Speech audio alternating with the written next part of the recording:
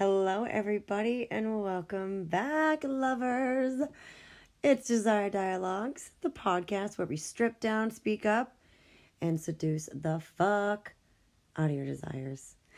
I am your host, Sex Coach Lauren, your guide and coach into the wild, warm, and sometimes weird world of sex, love, and intimacy that actually feels like you. So today, we're going to talk a little bit about something that may make a few people blush. Not from embarrassment, but from being really seen. So, I want to dive into a juicy, soul-tingling topic of praise kink. That is the sacred, erotic craving to be worshipped, adored, and told you are nothing short of divine. Because let me tell you, something right now, super love it, love it, love it. Totally my jam. Being worshipped isn't vain, it's vital. And praise, praise can be a straight up sex spell. So let's get into it. All right, so what is praise kink really? So is it just liking compliments in bed? Oh, baby, no way. It goes so much deeper than that. Oh, so praise kink is the erotic charge that comes from being adored. Not just like appreciated or liked, but straight up worshipped. You know, it's about your partner looking at you with pure hunger and reverence and saying things like, you are a fucking work of art. I'm obsessed with how you sound when you moan. Or I could live between your thighs and die happy. So it's really about letting yourself be celebrated in the most unfiltered and intimate ways. And like for many people, especially for those who've been, rejected, shamed about their bodies and their desires and really felt unseen, this kind of language can be really deeply healing. Because guess what? Desire does not just live in the genitals. It lives in the mirror, in the voice that says, you're too much, you're not enough, and you're not sexy unless you're flawless. So praise kinks really helps you reclaim that voice and turns it into a fucking anthem. So why do we need to be worshipped? So I want to talk about why praise kink feels so powerful, especially in long-term relationships and for my folks with low libido. So most of us are taught to really downplay our need to be adored, right? We think craving attention is narcissistic. Well, we're taught that confidence should be quiet, that sexiness is earned through self-discipline and approval. But what if the deepest part of your sexual self wants to be exalted, right? What if you don't need to be hot enough to be desired? You just need to be seen with love-drenched, pleasure-hungry eyes. Because being worshipped says you don't have to perform for me. You don't need to look a certain way. Exactly as you are right now, panting, blushing, imperfect, you are fucking magnificent. That kind of energy, it doesn't just spark arousal. It absolutely births confidence. It melts shame. It rebuilds connection, especially in relationships where desire may have faded. Praise can actually be that reconnection ritual. And it reaffirms to you that's like, I still see you. I still want you. And I still choose you. So praise and practice and like what it can sound like, So if you're ready to play with praise, let's get into the language of worship. So here's a few lines that go beyond you look nice and into full-on erotic fucking devotion. Here's one. You are a walking fantasy, and I am so lucky you're real. Your body makes me forget how to breathe. Every sound you make turns me inside out. I could spend all night tasting you. You don't even know how powerful you are when you come. So here's the secret. It's not just what you say, it's how you say it. And praise is most potent when it becomes like embodied. When it comes from general arousal, genuine awe, genuine love, not just for performance, right? So, hey, if it feels weird or forced at first, that's totally okay. It's like building up a new muscle, right? So like try this. Here's an exercise for you.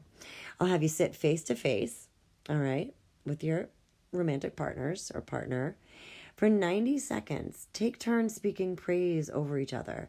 Like no jokes, no sarcasm, just truth. And don't worry if it feels weird at first. Totally understandable.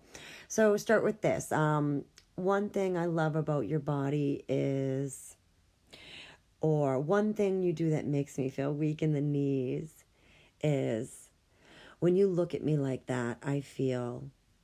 So then watch what happens, because it's so raw, it's so vulnerable, and it is so, so hot. So here's our next part. Healing the part that's going to resist this praise, right? So let's get real. Many of us receiving praise feels really uncomfortable. We may deflect, we may deny it, we may freeze up. Why? Because praise pokes at like our old wounds. It asks us to believe that we're lovable as we are. And it challenges the voice that says, don't be so full of yourself. So here's your reminder. Receiving praise isn't about being full of yourself. It's about being full of truth. Let your partner's praise be the medicine. Let it land. Let it rewrite the story that your shame has been repeating fucking over and over. And if you're the one giving the praise, do it generously. Do it often. Do it in whispers and moans and sticky breaths between kisses. Because adoration is erotic fuel. So, worship as a love language? Yeah, please, definitely. Here's a permission slip. Let yourself be worshipped. Let yourself be loud about your love. Let yourself speak devotion with your mouth, your body, your whole damn fucking energy. Praise kink isn't just about sex. It's about reverence. It's about reminding your lover and yourself that desire is a holy thing. And that being desired is your birthright. All right, babes. Ooh, that's a wrap up on today's Desire Dialogues.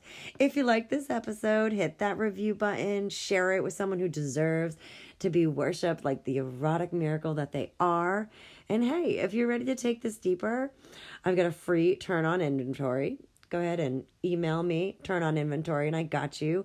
That way you can start mapping out your own unique pleasure language. So it's linked in the show notes, and it is fucking fabulous. So next time, we're going to talk about sex as alchemy and how pleasure can process grief, rage, and power.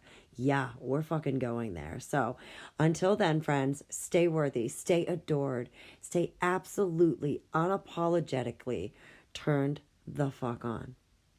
And my friends, if you're looking to join a collective of those devoted to their own pleasure, to creating their own personal user pleasure manual, I got the thing for you. This is the most cost-effective way to work with me in a beautifully scripted and structured way to find out all the key pieces that you may have been missing. You may be learning all the things that you definitely didn't get in school, right? There's sex education and then there's abstinence. There's pleasure education and then there's fucking nothing, right? In grade school. So I got you covered. If you're ready to truly step into your sexual authentic self, like it's your chapter, it's your timing, and birthright is, pleasure is your birthright. I'm not going to fix this at all. So I don't edit. Pleasure is your birthright, my friend. And it's really up to you if you want to step through the door. The Pleasure Collective probably is for you. If you know there's more out there for you, if there's more to discover about your body, within your body, new realms of pleasure to hit and reach and flourish in, I got you covered. It's all in the show notes. Join the wait list, my friends, because end of May, it is launching. So until next time, stay fantastically worshipped, my friends. You are praised. You are celebrated. Until then.